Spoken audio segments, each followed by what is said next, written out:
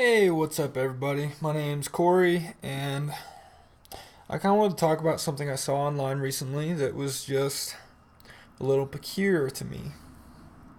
Peculiar to me. Um, I've seen a lot of things saying, The Witcher 3 is going to be the next Game of Thrones. And I'm thinking to myself, what? Because I've seen all the Game of Thrones shows. I've read a couple Game of Thrones books, and I've played through the whole Witcher series. Well, not Witcher 1, but I played through Witcher 2 and Witcher 3. And I've read the first Witcher book, so I feel like I have a very good understanding of both of those universes. And I obviously watch other YouTubers explaining them in detail because I'm kind of a lore guru, as it was. And I gotta tell you, man, it's not the next Game of Thrones. It's not even fucking close, man. Part of my language. But the reason it's not even close is Game of Thrones is it's very God centric. You've got the Lord of the Light, you got the Light of the Seven, you've got the old gods, you got the new gods. You've got the drowned god for the Iron Islanders. And all of these gods are made to seem, although Lord of the Light's really the only one that actually has shown his power so far. Jon Snow rising from the dead, all the stuff that happened with Stannis and his daughter. The Lord of the Light has shown that fool means business, dude. And he's got some real power in the material world. The other gods, we don't really know, but what we do know is that gods are real in that universe. Very, very much so. And the story is about them in a big way. In a big way, because you've got the Children of the Forest, you've got, what are they called? The guys that invaded Westeros. Jorah is one of them. The Andals. Yeah, the Andals. And they all play into the old gods. The old gods that first ruled Westeros. But now, we know that those aren't the only gods with sway on that continent. You got the White Walkers. They've got their own pantheon, I fucking guarantee it. And they're coming down. They're swooping down with some serious magical force, man. And what I love about Game of Thrones is you've got all these human people, all these diverse characters across multiple continents, and they are literally just all playing the god's stage. I remember that scene when Arya was over in Essos and Bravos, and she's watching these actors play out, their lives. And one actor was playing Joffrey, another one was playing Cersei, and it was very impactful to her. But when I look at that scene, I'm like, dude, you're all the actors, and the gods are writing the play, And that's how the world of Westeros and Essos feels to me. And it's, you may disagree or agree, but the fact remains, those worlds are very God-centric. And it's a wonderful political drama. It's a wonderful, there's a lot of action in it. There's warfare. There's the War of the Five Kings. Before the series even started, there was Robert's Rebellion, and it was a fantastic, very gory, and satisfies our desire for violence in a fantasy setting. Absolutely. Those worlds are magnificent. I can't take that away from George R.R. Martin. He's great. But I recently, started playing the Witcher and The Witcher 2 or The Witcher 2 and The Witcher 3. And I just finished Witcher 3, and I'm starting to read all these articles about how Netflix is taking it on, and It's supposed to be the next. It's supposed to be the next Game of Thrones, because we all know Game of Thrones is on its last season, and none of us are happy about it. Anybody who loves the show, myself included, not happy about it. But I'm not necessarily looking for the next Game of Thrones. Do you know why? Because I want Game of Thrones to be Game of Thrones. And I want, if anyone else has a creative wherewithal, I want them to be able to write their own story. And that's exactly what Witcher 3 is. That's exactly what the Witcher universe is. And it's good stuff, man. It's good stuff. If you haven't played those games, you're missing out, man. It's very different from Game of Thrones, though. And that's the purpose of the video I'm trying to relay right now. It's very different because the story is absolutely, and I've delved into the books a bit too. I haven't read them. I've read one of the short stories, but I've seen a lot of content based on all of the other novels written by Skakowski, or I can't pronounce his fucking name, but the Polish guy that wrote all the books. I haven't read all of them, but I get the gist of it, and I get the gist of the Witcher universe. It's absolutely based on some core characters. Obviously one being Geralt, Yennefer, Triss. Definitely Geralt and Yennefer. Probably third would be Ciri, and then Triss. Triss has made a really big deal in the games, though, and that was artistic license from CD Projekt Red. But in the canon of the universe, it's Geralt and Yennefer pretty much, and Ciri's a big important part too, because they both care about her so much. But it's really the story about Geralt and Yennefer, from what I've gathered. I could be wrong. I'm not the authority on the subject. But, man, it's very interesting. So, you've got Game of Thrones. It's like it's a very global view. You've got so many houses and kingdoms that all have their own perspectives, that are all vying for power. And there's a deep history and lore. And I'm not saying that The Witcher doesn't have a deep history and lore, but The Witcher's not about that. The Witcher is much more about, the Witchers. And one Witcher, highly in particular, Geralt of Rivia. And it's very, it's juicy.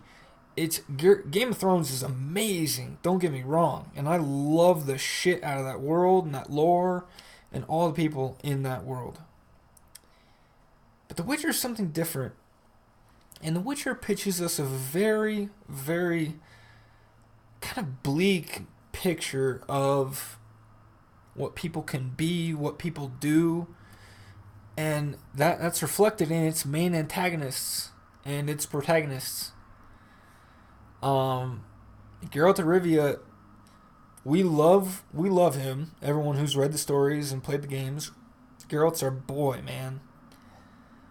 But this dude is not. He's got issues, He's a womanizer. That's mainly his big issue. Like, he doesn't have loyalty or care about most people, most women, most political structures. He's kind of just a neutral force, very powerful force, because he's highly trained and skilled, and he's got a very high tolerance for all the mutagens that they put in his system, give him enhanced strength and agility. He's superhuman, absolutely. He's like a superhero, but he's not like Superman level. He's more like, I'd say, Batman. And he's really smart, and he knows how to do his job, and he prepares for every mission, and he just gets the job done. But the dude's very smart and capable and very respectable in the fact that he can do his job really well. The fact that he's not respectable is, he like I said before, he has no loyalty to women. He has no loyalty to any political cause. He's kind of a wanderer. He's kind of a nomad. And I think that speaks volumes to a lot of people today because we don't have these strong allegiances. We know we're all individuals, just like Geralt, The Witcher. And it's kind of beautiful in a way, but at the same time it's a little purposeless, and you feel that with Geralt as well. That just kind of lost. You're lost. You don't know what to do. But the one thing Geralt does tie to through his all of his adventures is Yennefer. And Yennefer, she's just a whole nother beast. She's manipulative. She's cruel. She's dark. I mean, by many standards, she's not a good person, but she loves Geralt with all her heart, and she will protect Ciri with every fiber of her being. It's very strange. It's almost like Cersei from Game of Thrones.